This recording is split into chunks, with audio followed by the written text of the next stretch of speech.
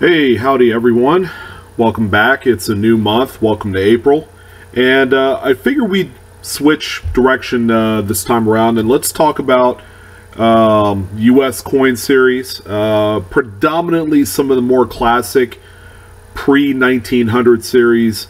And I think it's a great time to kind of talk about what can you collect that's relatively inexpensive.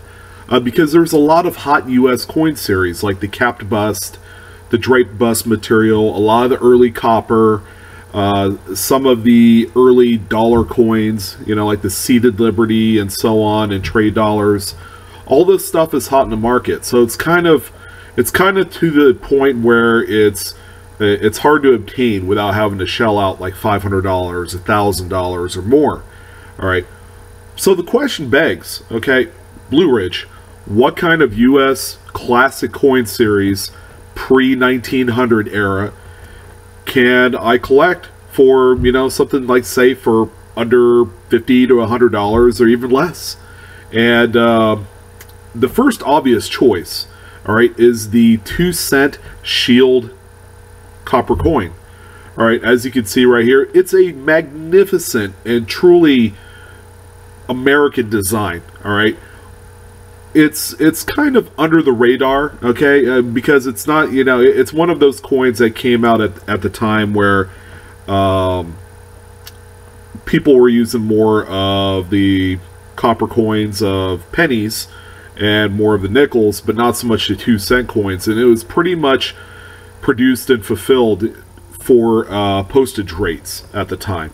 So it seems kind of silly for the US Mint to kind of crank out these coins specifically to take care of some oddball denominational postage rates, but that is the primary reason why the 2-cent copper Shield cent exists, okay, which makes it a very inexpensive series to get into in any grade. Okay, if you're the low ball collector that likes, you know, the VG, the good type grades, this is a great coin to collect, and you can collect most of the dates for under $50 in that grade tier.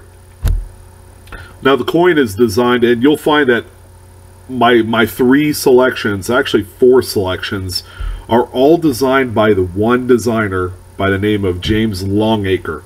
Okay, the name does sound familiar because he did have kind of a hand in one of the more popular coin series, and that's the Indian head pennies. And up and down, okay, the series goes from 1864 to 1873. 1873 being the exception because it's a proof-only date. Okay, so those coins in proof grade are pretty pricey, but you know what, if you wanted a low mintage, and when I mean low mintage, only 600 pieces of the 1873 proof coinage, you could obtain, you know, a high-end proof coin for around $5,000.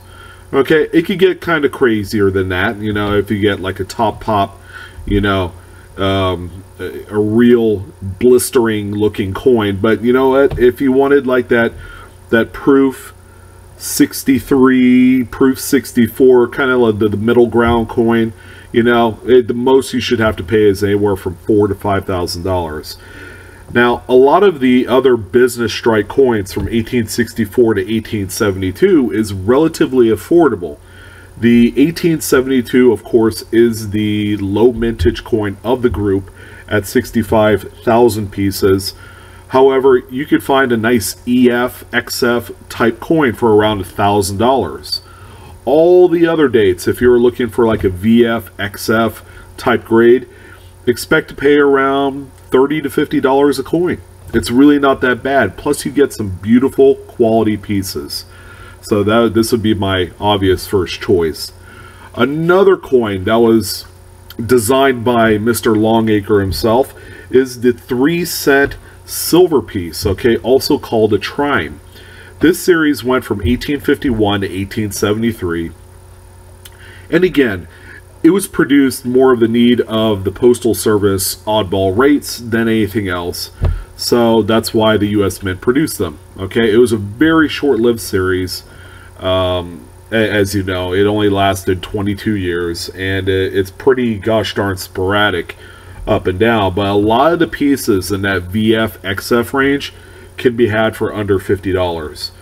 And I would say probably more 60, 70. But out of the 4 series I'm discussing this evening, this one right here is probably the most widely collectible, you know, but still, it's still like right under the radar. It's very inexpensive compared to some of its other more popular denominations in US coinage. So of course the 3-cent silver is 75% silver, 25% copper, so it's got you know, it has that kind of funky composition structure, but nonetheless the coins are magnificent. You know, if you get the higher grades, they're tiny. They're about the size of a fingernail, so you want to be careful when you handle these. And they're super thin too. They're really easy to bend if you're not careful. But all in all, a striking piece. Again, speaks out Americana, the design, while some would speculate as a little plain Jane for, you know, for coin collecting, makes it a great opportunity for a beginning collector that wants to get into a classic series on the cheap. And let's see, my number 3 choice, of course, it's no surprise, with the 3-cent silver also comes the 3-cent nickel piece that goes from 1865 to 1889. As you know, there's kind of some overlap in there, so they produce some of the silver and the nickel in overlapping years. But I love this series because you could get coins all the way up to about uncirculated, okay, right under mint state, for under $50. That's how inexpensive this series is, and up and down until you get into like the 1880s where there's some low mintages, and even still, you know, you're going to shell out $500 to $2,000 for some of those coins. A lot of the coins predominantly are inexpensive, okay? You could get a coin sub-million mintage figure for a relatively reasonable amount of money. You could get a really nice one for about $100. This is a series that I've collected in the past, and it is fantastic if you guys are looking for an inexpensive type US classic coin. And finally, the last coin that I'm going to talk about, the last series, is actually, it's actually one of my favorites. And again, because of the design, it's not widely as collected, okay? And that's going to be the 5-cent shield nickel. All right, again, it looks exactly, it's like the nickel version of what the copper 2-cent shield coin looks like. I mean, it's got that beautiful ornate shield design on the front, which speaks a lot, you know, of its time. You know, the Civil War, the Union shield, you know, a lot of historical significance went into the design of this coin. The reverse has a big, huge 5 right in the center with a bunch of stars. There's even a variety with rays that is extremely striking in any grade. I've picked up a lot of low grade 5-cent shield nickels with the rays, for example, for around $10. That's how cheap you could get these coins for, and they would make a fantastic, you know, kind of like album conquest. You know, you just go ahead, open up, you know, find yourself a shield nickel album, which are available, you know, like on Amazon, at the bookstores, so on and so forth, coin shops. You know, you could easily fill up a really nice shield nickel set, all right, for very little money.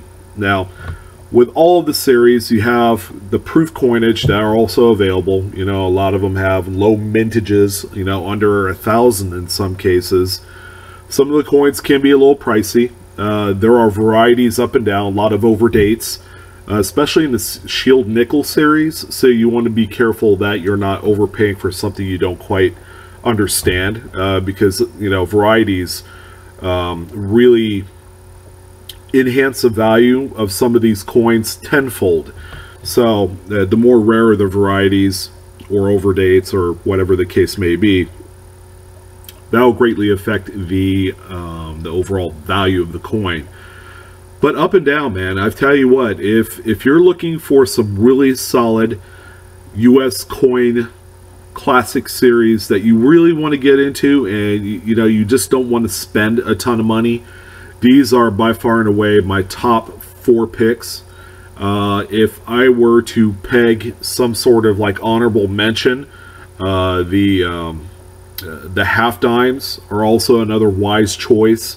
They could get pretty pricey on some of the dates, especially all the way up into the Seated Liberty series of half dimes. Can be pretty pricey. Let's see. Another one that I feel like has some opportunity. I have to think about this one here a little bit. I would say the Liberty Nickels is another good one, but there are a few stoppers in there. All right, there's a couple of 1913. Obviously, there's only 5 pieces, so that's kind of like an impossible task. But the 1885 date is the key date of the series, and generally those command a few $1,000s for some really nice examples. Another one is the 1912S. So there's a few key dates in there, but all in all, you could put together a really nice XF or AU set for about $50 a coin on most of the dates. So I hope you guys enjoyed this presentation tonight. Again, when you're collecting classic coins, it's going to be a matter of, do I want to buy one of each, just to kind of get an idea of what I like, and they call that type collecting, by the way. Or do I want to jump into any one of these series, because I know that there's a dollar value, X amount of dollars I need to stay within. Let's say I have $100 budgeted every month, that could be 2 coins.